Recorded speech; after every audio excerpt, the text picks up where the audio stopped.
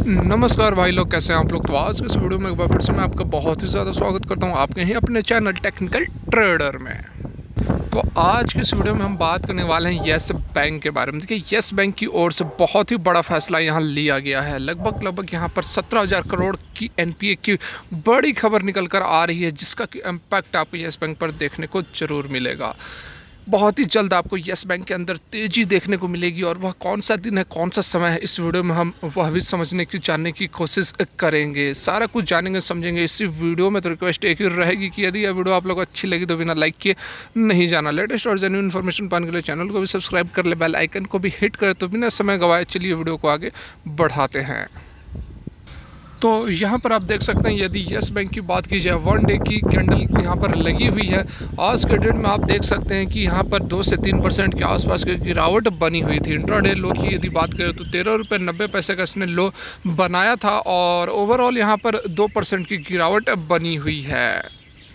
देखिए, यहाँ पर सभी को लग रहा था कि जिस तरह से फंड रेज की खबरें निकल कर आई थी, उसके बाद से हमें तेज़ी देखने को मिलेगी। लेकिन यहाँ देख सकते हैं कि फंड रेज की जो 7 तारीख को ही अपडेट आई थी, उसके बाद से 3-4 दिन हो गए स्टॉक में हमें तेज़ी तो नहीं, लेकिन गिरावट जरूर देखने को मिल रही थी। कल भी मैंने एक वीडियो बनाया था जिसमें कि मैंने आप लोगों को बताया था कि DHFL की जो डिलिस्टिंग होने वाली है, उससे भी कुछ ना कुछ यहाँ पर थोड़ा बहुत जो रिकवरी है पहले जितनी होती उससे थोड़ी यहाँ पर कम होती हुई नज़र आ रही है। लेकिन थोड़ा सा मिसकम्युनिकेशन हो गया था, कोई बात नहीं, अब हम बातों को ठीक से आगे लेकर चलेंगे।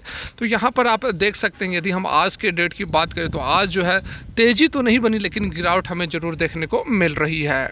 वहीं यदि आज की डिलीवरी परसेंटेज की बात की जाए तो यहाँ पर ट्रेडेड क्वांटिटी जो NSE की बात यहाँ पर की जा रही है, 14,52,62,677 क्वांटिटीज़ की ट्रेडिंग हुई है, जिसमें से कि लगभग 5 करोड़ डिलीवरियाँ उठाई गई हैं।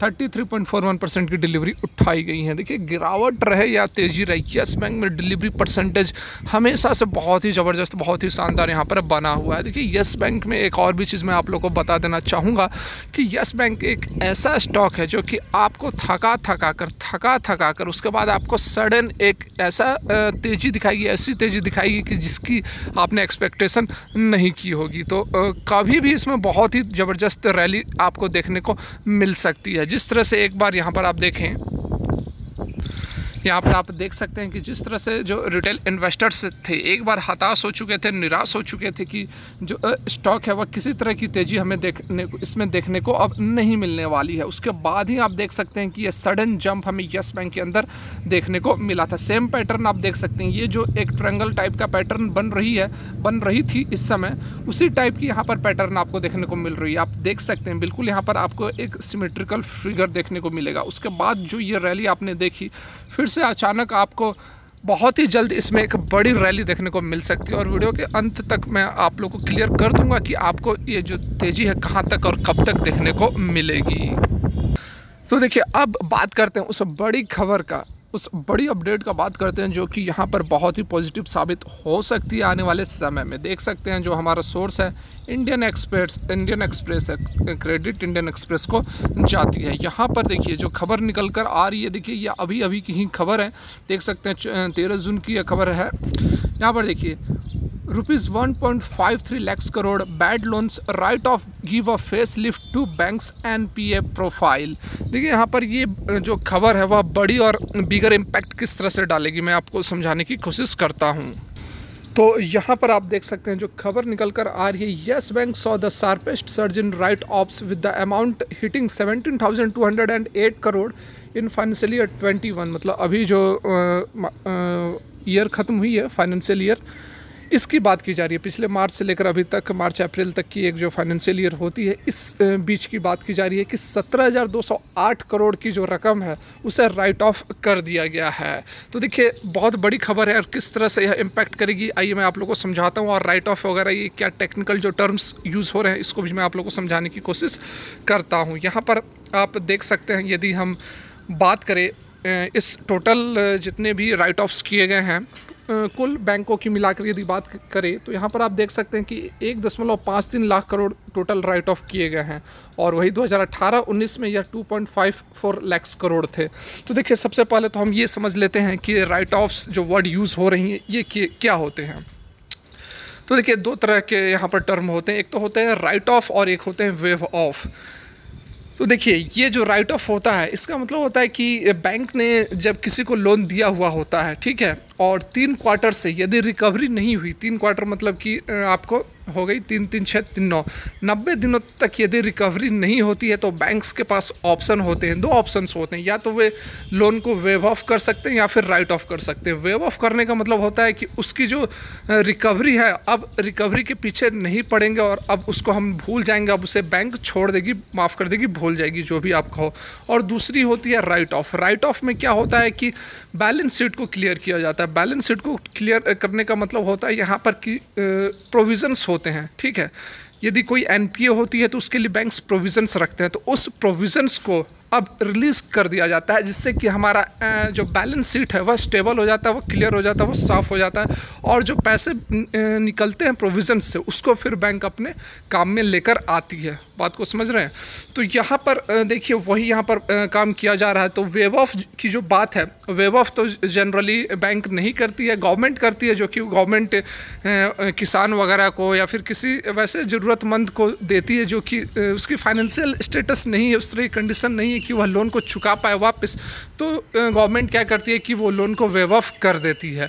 लेकिन यहाँ पर जो टर्म यूज़ हो रही है राइट ऑफ का यूज़ करते हैं फाइनेंशियल बैंक्स, जो फाइनेंशियल इंस्टीट्यूशंस होती हैं वो यूज़ करते हैं। और उसी का यहाँ पर आप देख सकते हैं कि जो मैंने अभी आप लोग को दिखाया कि यस बैंक जो है सबसे अधिक शार्पेस्ट यहाँ पर हमें तेज़ी देखने को मिली है यस बैंक में। जो कि यदि हम बात करें पिछले फाइनेंशियल ईयर की, तो पिछले फाइनेंशियल ईयर में केवल और केवल 6,358 करोड़ यहाँ पर राइट ऑफ किया गया था, और इस फाइनेंशियल ईयर में यहाँ पर 17,208 करोड़ राइट ऑफ किया गया है। मतलब कि लोन के लिए जो प्रोविजंस रखे गए थे वो छोड़ दिए गए हैं। अब देखिए, यहाँ पर कुछ लोग सोचेंगे कि यह निगेटिव बात है, क्योंकि पिछले 1 साल में यहाँ पर 17,000 करोड़ का जो लोन था वह रिकवर नहीं हो पाया। उसके लिए यहाँ पर प्रोविजंस जो रखे गए थे उसे छोड़ दिए गए, उसे रिलीज़ कर दिया गया बैंक के कामकाज के लिए। तो लेकिन आप इस चीज़ को भी समझे कि यहाँ पर 2020 मतलब कि बात की जाएगी 2020 मार्च से लेकर अभी तक की अप्रैल तक के समय की बात की जा रही है। तो आप देखें, इस बीच से पहले 3 क्वार्टर मतलब कि 2019 तक की बात की जा रही है, ठीक है। तो 2019 और 2020 के पीरियड के बीच में कंट्रोल किसके पास था? राणा कपूर के पास था। तो जो वहाँ पर झोलम झाल किया गया है उसका इम्पैक्ट जो है अभी देखने को मिल रहा है, और यही कारण है कि यहाँ पर जो है शार्पेस्ट तेज़ी हमें देखने को मिल रही है इसके राइट ऑफ में, इसके एनपीए जो रिकवरी में समस्या आ रही है, यही कारण है। लेकिन यहाँ पर चिंता करने की कोई बात नहीं है, क्योंकि एक तो यहाँ से बहुत ही अच्छी बात यह है कि अब यहाँ पर राइट ऑफ जब कर दिया गया तो जो प्रोविजंस रखे गए थे 17,000 करोड़ के लिए, जो भी प्रोविजंस रखे गए थे 5,000, 7,000, 8,000 करोड़ जो भी प्रोविजंस रखे गए थे उसे अब रिलीज़ कर दिया गया। जैसा कि अभी आपने देखा हुआ Q4 के जो नतीजे आए थे उसमें लॉस हुआ था, हेवी लॉस हुआ था।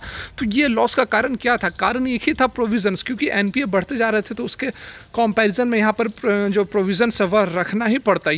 या तो इस क्वार्टर में रखते Q4 में, या फिर आने वाले फाइनेंशियल ईयर 22 के फर्स्ट क्वार्टर में रखा जाता। तो इस क्वार्टर में प्रशांत कुमार ने प्रोविजंस रख दिए, तो जिसके कारण कि क्वार्टर के रिजल्ट्स तो निगेटिव आ गए। लेकिन अब आने वाले समय में अगला जो क्वार्टर होगा उसमें आपको जो यस बैंक का जो नतीजा है वो अच्छा और बढ़िया यहाँ पर ज़रूर नज़र आएगा। और यही वो तारीख है, यही वो डेट है जिस दिन में आपको अगला क्वार्टर तक का इंतज़ार करना है। मैं आपको फाइनली यहाँ पर टाइम बताना चाह रहा हूँ कि अभी आपको अगले क्वार्टर तक का इंतज़ार करना है। उसमें आप देखेंगे कि डेफिनेटली यहाँ पर बहुत ही ज़बरदस्त, बहुत ही बढ़िया यस बैंक का कारोबार और यस बैंक का पूरा यहाँ पर आपको रिजल्ट्स देखने को मिलेगा, ठीक है। तो बात की जा रही थी, और वहीं यदि बात की जाए महारथी बैंक SBI की, तो SBI की आप देख सकते हैं कि इन्होंने 34,403 करोड़ का जो लोन है उसे राइट ऑफ कर दिया है, रोट ऑफ कर दिया है। तो यहाँ पर आप देख सकते हैं कि यस बैंक ही नहीं, यस बैंक तो 17,000 करोड़ की है, उससे आप देख सकते हैं कि 34,000, इससे डबल यहाँ पर SBI कर रही है।